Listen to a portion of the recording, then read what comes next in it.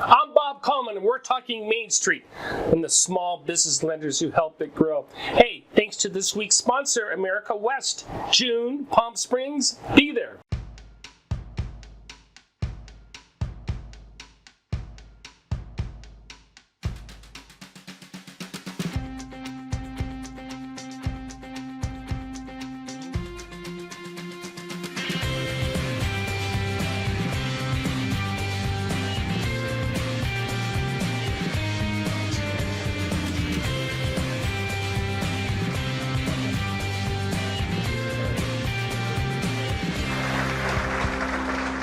Thank you so much. I'm incredibly excited to be here at America West.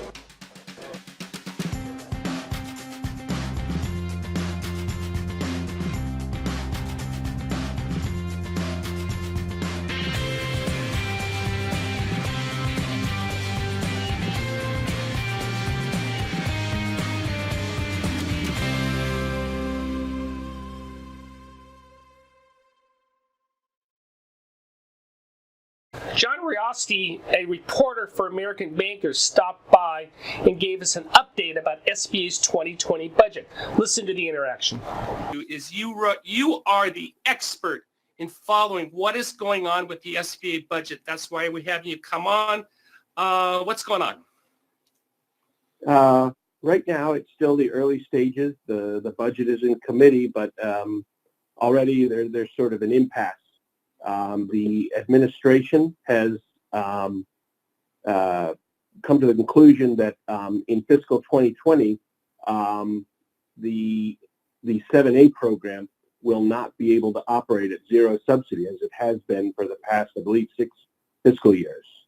And I don't understand that. I make my money in selling data.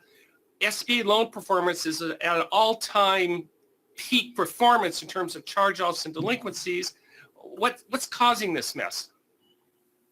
Well, they haven't right now. They haven't disclosed that. I guess just very broadly speaking, they're concerned that there's going to be an uptick in problem loans, if you want to call it that, and they're very broadly speaking, but providing no sort of detail to back it up. They're citing that as the reason. They're asking for one of two things: either a $99 million appropriation, or the authority to increase some of the advance fees and some of the ongoing annual fees. You wrote that Nydia Velasquez, the chair of the House Small Business Committee, is not too happy with this. What is her stance on the administration proposal? She has flat out rejected the idea or the concept that SBA will need a subsidy in 2020. I think they had a hearing late last month, and I'm paraphrasing what she said towards the end, but she said that everyone knows SBA will not only not need a subsidy, but will operate at I guess we'll turn money over when all is said and done with the fiscal year. She's gone a little Go ahead. That, but she's also said she will block on the SBA budget until it turns over all of the I guess supporting documents and the SBA, et cetera. They haven't done that today. That she says at the time that my article went to press, and now he is asking, but more importantly, some of the ranking Republicans have joined her in asking for the GAO to undertake a study. John, Lance and I have always said that the small business committees in the House and the Senate are the most bipartisan committees on the Hill. Would you agree with that assessment? I think so. I think this demonstrates that because the ranking member, Cabot, has signed the letter with Ms. and also Republican. So the ranking members of the committee and its most important subcommittee, the question that studies have signed for the letter, they're a little bit confused, and they're asking for the same thing the Democrats are, which is for the SBA to sort of show its hand. What are the numbers? What are the estimates? Why they've come to the conclusion that they've come to. I'm sure there's someone who's listening and has no idea what we're talking about when we say zero subsidies. Historically, over the last 20 years and maybe 1 year during the recession, SBA has operated at a zero subsidy, which means no taxpayer subsidy. The program is paid, the losses are paid by government, by borrower fees and lender fees. That's why this $99 million seems to come out of left field, especially with the performance of the portfolio. Right, it's important to note that in the past 2 years, there's been no surge or uptick in non-performing loans that anyone can. Probably the opposite. John, how do you see this being resolved? It's hard to say right now because it's early. I'm not going out on the limb. That's why I'm asking you. The Democrats and Republicans on the committee are both sort of in agreement in their skepticism is important to note. But someone is going to have to climb down here because the SBA has the authority to set the subsidy level, and they're going to have to backtrack on that, or Congress is going to have to give in and agree to provide them either the money or the authority to raise fees. Right now, there's never any appetite in Congress to raise fees, so that's very that's a stretch. But right now, SBA doesn't show any hasn't shown any indication that it's willing to modify this subsidy calculation. So right now, it's at an impasse, and what that means is, unless that impasse is sort of taken care of by the end of the fiscal year at September 30th, the program theoretically would be forced to shut down again. Yeah, I don't see that happening. I see strong bipartisan support. Look, if my math is right, SBA is 0.02% of the federal budget. Creates all these jobs. It is the only bipartisan. Historically in the past, when Lance and I started this, the Republicans want to shut it down. The Republicans are all on board now because they understand zero subsidy, and I predict, and you can correct me if I'm wrong, they're just going to zero it out and say, no, we're not going to go along with SBA's recommendation. Is that a fair assessment? I think that's a fair assessment, and you have to wonder one other thing, that this is all happening while there's a vacancy. And if they had a permanent director and a strong advocate, perhaps things. And once John, they get the permanent director, perhaps things will. I know you have to run. Thank you so much for your time. Please come back on in a month and give us an update if you would do that. Thanks, John. I'd love to. Thank you, John. I appreciate the insights. Very good. More good stuff from Puerto Rico. Manuel Laboy.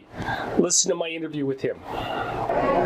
Manuel Laboy, the keynote speaker, Puerto Rican Investment Summit. I grabbed you right before you're going on. What are you going to talk about? Well, the message is very straightforward. Puerto Rico is open for business. This is a great time to invest in Puerto Rico, and we want everybody to be part of that transformation, because that's exactly what we're doing. We're transforming the economy, we're transforming the infrastructure, and we want to create good jobs and promote investment in the island. Tell me about the state of Puerto Rican Main Street. How's small business doing today? I think that when you look at the profile of small and medium enterprises, certainly, we've been going through some tough times over the last 10, 12 years. And of course, after the hurricanes, the situation got a little more challenging. Despite of that, I think that we're very optimistic, we're very confident, because we are living in an unprecedented time of the history of the island, where we're going to have a lot of capital coming from the disaster recovery funds from the federal government. Puerto Rico, it's basically designated the whole island as an opportunity zone by the U.S. Treasury. Right. Plus, we have a number of programs. We are basically investing in infrastructure, trying to make Puerto Rico more competitive, and I think that all of those things will have a great impact to the small and medium enterprises in the island. And we're also focusing on some key sectors like tourism, agriculture, manufacturing, technology that we know that is going to be very beneficial for small and medium enterprises in the island. Manuel, my listeners are SBA lenders, USDA, B&I lenders, community facilities lenders. How important are those programs? Well, access to capital and technical assistance, both, are very, very important at this stage where we are. Because again, we want to grow the economy, we want to create good jobs, and certainly it's important to bring big companies, but the basic and the basis of our plan is also to support small and medium enterprises. Not only the local ones, which are probably, the priority, but also we want to welcome small and medium enterprises for the U.S. mainland and other places that can come to Puerto Rico and use Puerto Rico as a platform to export goods and services. So certainly SBA and rural development programs, along other programs, are very important because, again, access to capital and the technical assistance necessary so these businesses can grow and they can grow in a sustainable manner is very critical for the plans that we have for Puerto Rico. Very good. I love those answers. I got to ask you this question, though. My knowledge of Puerto Rican government is poor, as is probably 98% of my listeners. What does the secretary do? Well, my job is to bring new investment to Puerto Rico, new businesses, to support and grow local businesses in the island so they can export with the ultimate goal of exporting, and of course implementing the necessary reforms so Puerto Rico is more competitive, that we can have a good place to invest, improve the business climate and the ease of doing business. In a nutshell, those are the three things that I do. Thanks for stopping by. No problem. Thank you. The Coleman SBA BDO Summit, by the way, we got nominated for our own industry award as best sponsorship event. Just an amazing event. Got to talk to a lot of very professional, just top-notch SBA BDOs. Mark Willis, Evergreen out of Seattle. We're in South Beach. Mark Willis, 2019 Coleman SBA BDO Professional of the Year. Congratulations on the award. Thank you, Bob. How do you like the event? Love it. Really do. A lot of great information and stuff that I hadn't picked up before from anything else. So now you and I talked before this, so I'm going to throw you a curveball. How in the world do you work with your wife? I don't know if I can work with mine. I doubt Joseph can work with his. So how long have you been working with her, and how long have you pulled that off? For 12 years. Oh, you know what? Congratulations. That right there, we're good for you. Good for you. 12 years. And what is your specialty? What do you do? Strictly 504. Okay. Yep. Do you have a particular niche that you go after? First of all, you're out of Seattle. Right. So anything particular you go after in that market? Well, not that we go after it, but we have a lot of construction, a lot of projects that involve tenant improvements. So that's probably about 50 to sometimes 60% of what we do. Well, and you and I talked before. So you started, Kim started it. Yep. 2007. Talk about bad timing, but you pulled it off. Well, 2007 was great. Yeah. And actually 2008 was good great, too. But not.